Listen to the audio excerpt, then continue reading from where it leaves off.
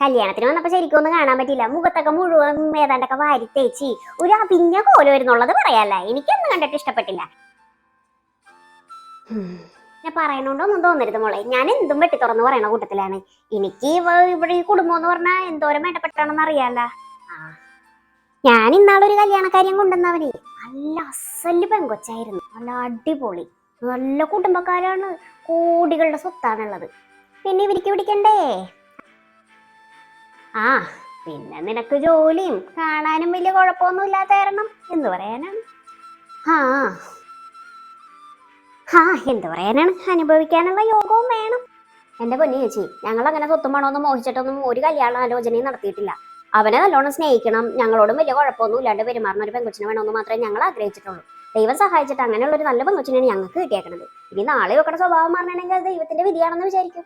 അല്ലാണ്ട് ഇപ്പൊ നമുക്ക് ചാകാനാക്കേ പറ്റുമോ? ഓ